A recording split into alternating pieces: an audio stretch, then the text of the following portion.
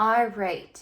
So yesterday, during morning meeting, we collected some data and we're going back to our graphing and data that we were doing before school, you know, had to be online. So yesterday, or today we're going to be going over the data that we collected and analyzing it and making a graph. So if you missed the morning meeting, it's totally fine. You can still participate. If you want to follow along, go ahead and get your whiteboard and marker. You can pause the video and get your whiteboard and marker. And then, okay, so yesterday, the survey that we took, or the question that we asked during morning meeting, every day at 9 o'clock, log on. If you need help, let me know. Was a would you rather question. So it was, would you rather spend a night in a haunted house or the other option was eat a worm.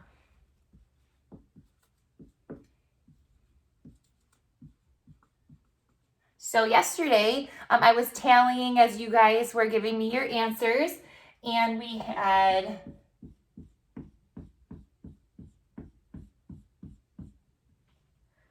that many tallies for haunted house, and we had this many people choose eat a worm. So now we're going to analyze our data now that we have collected it. So analyzing it means we're going to look at it. We're going to use a picture graph. We're going to put it into a picture graph, and then we're going to answer some questions about the data. Okay, so the first thing that we're going to do, we always want to count and see how many we have for each option. So for haunted house, we had 5, 10, 11, 12, 13, 14 people said that they would rather sleep a night in a haunted house. And 3 people said that they would rather eat a worm. So the first thing that we're going to do before we start analyzing it and seeing how many more, those sorts of things, is we're going to make a picture graph. So remember, a picture graph is a graph that uses pictures to show the data. So instead of showing somebody this, you could show it in a graph. Okay, so the first thing that we need to do for our graph to be ready is put our vertical line and our horizontal line. And we always want to label these. So we're going to put our options at the bottom, and I'm going to make them shorter so that they can fit. So I'm going to put H for haunted house, and over here I'm going to put W for worm. So these are the options. OPTIONS. And then over here is going to be how many people chose the option. We don't really need to put this on a picture graph because we're going to draw pictures of it instead. So for example, I'm going to do the shape of circles. You can do squares, you can do hearts, whatever you want to do. And I'm going to say that each circle equals 1 vote. Each circle equals 1 vote. Got to pay attention to that because sometimes the picture can be more than 1. Sometimes the circle can be 2. But today, our circle is going to be 1 vote. So now, looking at our haunted house, we had 14 people that voted for haunted house. So I'm going to have to put 14 circles going up right on top of each other.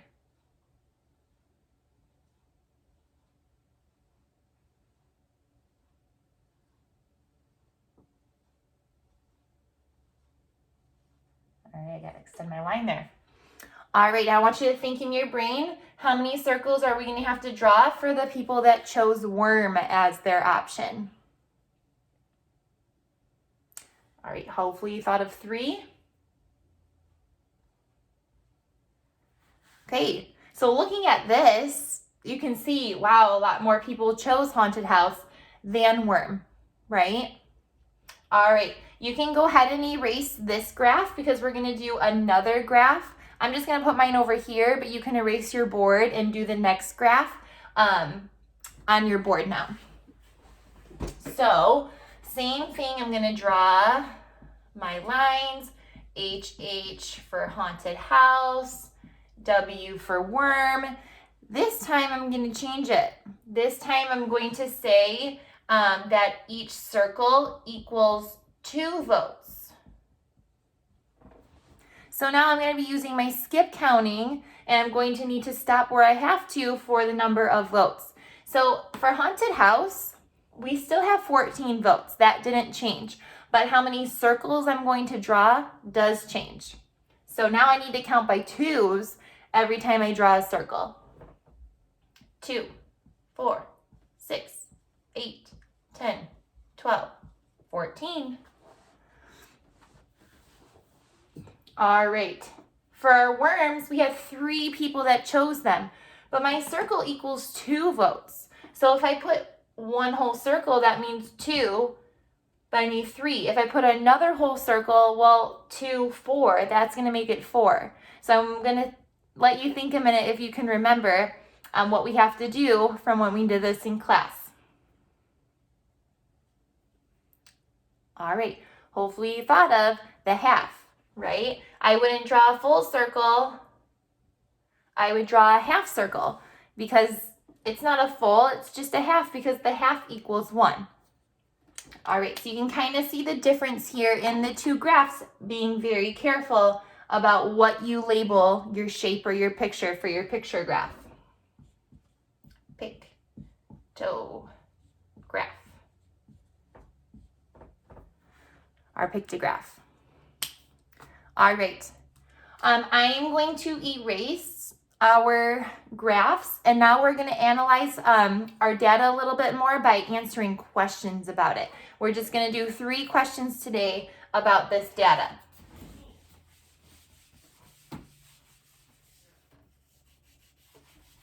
Okay, so my first question is going to be, how many people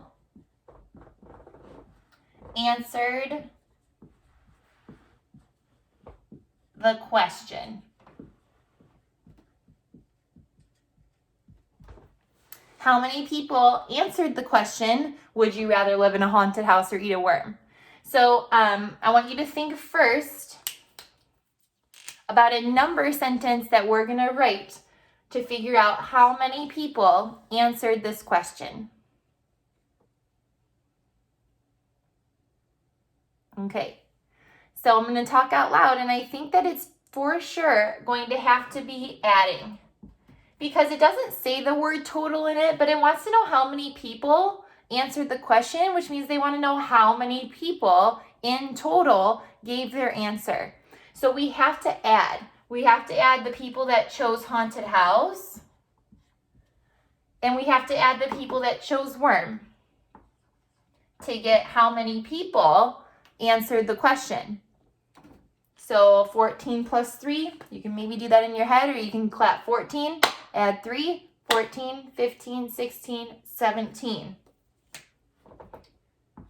17 people. 17 people answered the question. Okay, next one that we have to analyze, another question that they're going to ask is, I want to know how many more people chose haunted house. All right, some of you might have already heard it while I was saying the question. Those magic words that, I just dropped my marker. Those magic words that I told you means something all the time that it said. And those magic words are how many more. Remember, anytime it says how many more, how many less, how much more, how much less, how much fewer, anytime it says that, it just wants a subtraction. That's all that it wants, okay? So how many more people chose haunted house? Well, you have to find the bigger number. The bigger number is 14, because we know subtraction, the bigger number, you have to put on top, and then you have to take away the other number. So we're going to do 14 minus 3 to figure out how many more people chose haunted house than the people that chose eat a worm. 4 minus 3 is 1. 1 minus 0 is 1. 11. So our answer is 11 more people. If at any time I'm going too fast, you can always pause the video. That gives you time to work it out before I give the answer. So whenever you want to pause, feel free to pause the video. Okay. All right, we're going to do one more. And sometimes these kind of questions people overthink, and then they're like, oh my gosh, I don't know what they want, but you don't have to make it as hard as it sounds. And the question just says, how many people chose eat a worm? All at once, eat a worm, 3. It's that simple. I know we're used to problems really challenging us and making us think a lot harder. So sometimes there's just a very simple question that just wants to see if you can identify what it wants. And this one, it just wants how many people chose to eat a worm. Eat a worm, 3. And that's your answer, 3 people.